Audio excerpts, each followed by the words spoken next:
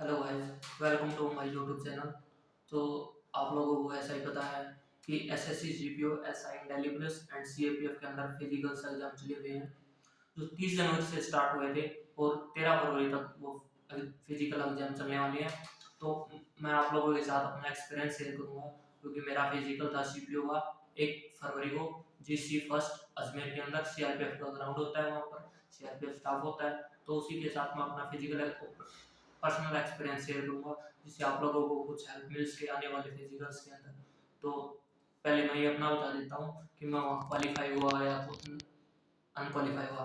तो मैं वहाँ अनक्वालिफाई हुआ और मेरा अनक्वालिफाई होने का कारण था, मैंने पीईटी तो अपना क्वालिफाई कर लिया था, लेकिन पीएचडी के अंदर मेरी हाइट की वजह से जो सीपीओ के अंदर रिक्वायरमेंट होती है 170 सेंटीमीटर, लेकिन मेरी हाइट वहाँ पर 169 सेंटीमीटर उतारी गई थी, जिसकी वजह से मैं अनक्वालिफाई हुआ। तो सबसे पहले मैं अपना जो रिजल्ट है वो आप लोगों के साथ शेयर कर देता हूँ, एक बार देख लेना आप लोग। ये देखिए,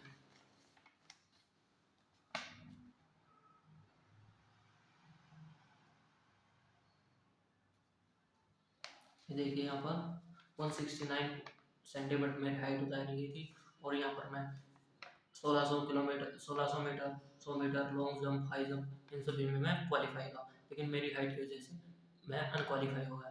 तो मैं आप लोगों के साथ अपना और एक्सपीरियंस शेयर करूँगा कि वहाँ पर स्टाफ कैसा है, ग्राउंड कैसा है, कि कैसे आप लोगों के साथ वहाँ पर बिहेव करते स्टाफ बिहेव करता है। लेकिन जैसे ही आप सभी को पता है कि सुबह 6 बजे से एंट्री स्टार्ट हो जाती है, लेकिन ये ज़रूरी नहीं है कि आपको 6 बजे से ही वहाँ पर पहुँचना होता है। वो 8 साढ़े 8 बजे तक अगर आप वहाँ पहुँचते हो तो आपको वो एंट्री करा देते हैं।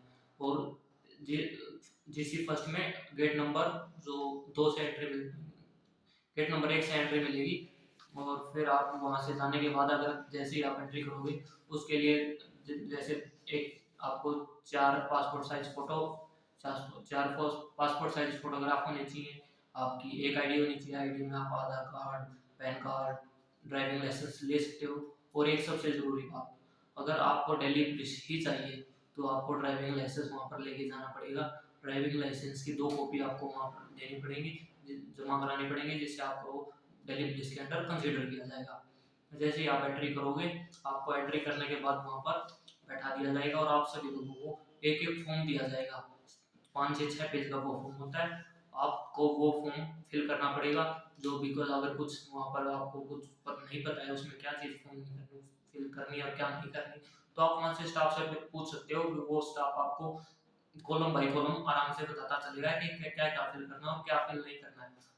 और उसके वो फॉर्म फिल करने के बाद आपसे वो फॉर्म कलेक्ट कर लिए जाएंगे और आपको चेस्ट नंबर अलॉट कर दिए जाएंगे। चेस्ट नंबर अलॉट करने के बाद आपको बायोमेट्रिक वेरिफिकेशन के लिए लेके लेके जाया जाएगा। वहाँ पर आपका लेफ्ट हैंड थंब इम्प्रेशन होगा, डॉक्यूमेंट्स जमा कर लिए जाएंगे आपको, जो जैसे और जैसे आप ड्राइविंग लाइसेंस लेके गए हो वो, और जो आपको दिया गया था उसके साथ आपका एडमिट कार्ड, वो सभी वहाँ पर जमा कर लिए जाएंगे। तो उसके बाद आपको रनिंग के लिए जो सबसे पहले 1600 मीटर की रनिंग होती है और टाइम होता है 6 मिनट का, तो उसके लिए आपको ले जाएगा। और इस रनिंग के लिए सबसे इम्पोर्टेंट बात, वहाँ पर सिर्फ 20-20 बच्चों का ही ग्रुप बनाया जाता है। 20, हर एक ग्रुप में 20 स्टूडेंट ही होंगे और उन्हीं के साथ आपको जो वहाँ पर जो स्टाफ होता है वो आपको हर चीज़ में हेल्प करेगा, वो बताएगा। और एक इम्पोर्टेंट बात, वहाँ पर जीसी फर्स्ट अजमेर के अंदर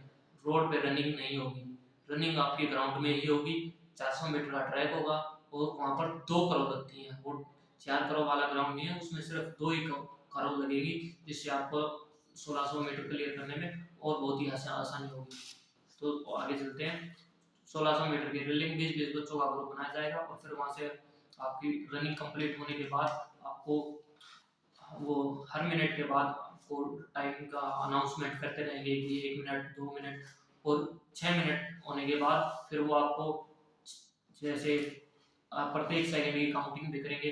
6, 21, 22, 23, ऐसे 6:30 होने के बाद आपको वो वहाँ पर जो रोप होती है, रस्सा होता है, वो उठा लिया जाता है। उसके बाद अगर आपने 6:31 पे आके अगर रस्से पे जाके रुक गए तो आपको वहाँ पर एंट्री नहीं कर क्वालिफाई में एंट्री नहीं देंगे, वहाँ पर आपको रोक लिया जाएगा। उसी के बाद ऐसे आप जितने भी बच्चे रनिंग 1600 मीटर में क्वालिफाई होते हैं, उसके बाद उनको लॉन्ग जंप के लिए बुलाया जाता है। लॉन्ग जंप में आपको पता है कि 12 फीट लॉन्ग जंप करना होता है और आपको 3 चांस दिए जाते हैं। अगर आप एक भी चांस में आपको उसको क्वालिफाई कर जाते हैं तो आप क्वालिफाई हैं। और इसमें एक इम्पोर्टेंट बात जो आपको ध्यान रखनी है, अगर जहाँ जिस लाइन से आपको जंप लगाना होता है, अगर उस लाइन से आप जंप कर गए और आपका क्वालिफाई नहीं हुआ तो आपका एक अटेम्प्ट माना जाएगा। अगर आप रनिंग करते हुए और उस लाइन से पीछे से ही मुड़ वापस चले गए तो आपका वहाँ पर एक भी अटेम्प्ट वो अटेम्प्ट मान्य नहीं होगा, आप उस अटेम्प्ट को दोबारा कर सकते हैं। तो इसके लिए ये जरूरी है, अगर आपका वो जंप सही आ रहा है तो आप उस लाइन से करो आगे करके जंप कर देना, अगर नहीं आ रहा है तो आप वहाँ से उस लाइन से पहले ही मुड़ जाना, जिससे आपका एक अटेम्प्ट खराब नहीं होगा। ऐसे ही आप वही उसके बाद होता है लॉन्ग जंप और हाई जंप। हाई जंप आपको पता है लगभग 4 फुट के आसपास हाई जंप होता है। और हाई जंप में भी यही, अगर आप उस जंप करने से पहले अगर वापस मुड़ गए तो आपका अटेम्प्ट खराब नहीं होगा। इस हाई जंप के लिए भी आपको तीन चांसेस मिलेंगे और उसमें यहाँ पर वो जंप करना होगा, उसके आगे आपको लोगों को एक धक्का दिया जाएगा, जिससे आपको कोई इंजरी वगैरह और होने की कोई भी चांसेस नहीं है, आप बिल्कुल आराम से लॉन्ग जंप कर सकते हो। और उसके बाद होता है शॉर्ट पुट। शॉर्ट पुट में आपको पता है बिल्कुल आसान सा होता है, लगभग 15-16 फुट आपको वो शॉर्ट पुट लगाना होता है और उसमें कोई भी बच्चा फेल नहीं होता है, सभी उसमें क्रॉस कर जाते हैं। हाँ, एक बात और भूल गया मैं, 100 मीटर का स्प्रिंट, एक 1600 मीटर के तुरंत बाद ही आपका 100 मीटर का स्प्रिंट होगा।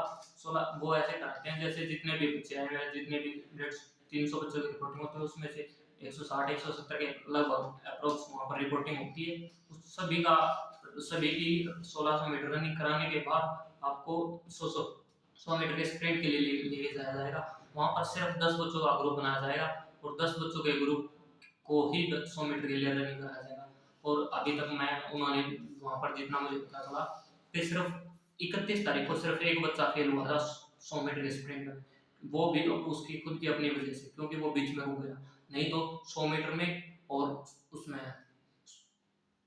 वो गोला फेंकना होता है, उसमें एक भी बच्चा फेल नहीं होता, सभी लोग आराम से क्वालिफाई कर जाते हैं। बस आपको रुकना नहीं है, ग्राउंड बिल्कुल अच्छा है, चारों 2 करोड़ लगती हैं उसमें, ना आपको ज़्यादा करोड़ वो देखना पड़ता है और आपको राउंड की भी काउंटिंग कराई जाती है कि पहला राउंड दूसरा राउंड, बिल्कुल आराम से।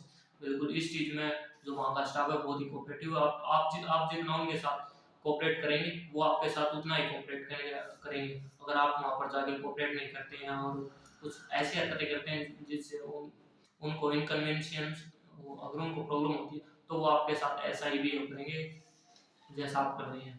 तो ऐसा चीज जो बच्चे इसके अंदर बीच में जो अनक्वालिफाई हैं, जैसे जो 1600 मीटर रनिंग पूरी नहीं कर पाए या लॉन्ग जंप में हाई जंप में किसी भी चीज में रह जाते हैं, तो वो पीईटी फिजिकल एंड्योरेंस टेस्ट के बाद उनको अपने एक एक डॉक्यूमेंट डिस्क्वालीफाई का डॉक्यूमेंट देके वापस बाहर निकाल दिया जाता है। और उसके बाद जो क्वालिफाइड बच्चे रह जाते हैं उनको आगे हाइट और चेस्ट के लिए लेके जाया जाता है, पीएसटी के लिए फिजिकल स्टैंडर्ड टेस्ट। उसमें हाइट 170 सेंटीमीटर मापी जाती है जैसे आपको पता है, और चेस्ट 80 सेंटीमीटर मापी जाती है और 80 की डिमांड होती है और उसमें 5 इंच का आपको एक्सपेंड करनी होती है, फुलाव होता है। बस इसी के अंदर आपको ये फिजिकल वाला यहाँ से सारा काम खत्म हो जाता है। और उसके बाद आपको जो भी जितने भी बच्चे क्वालिफाई होते हैं उनको आप क्वालिफाई का सर्टिफिकेट देके आपको वहाँ से निकाल दिया जाएगा।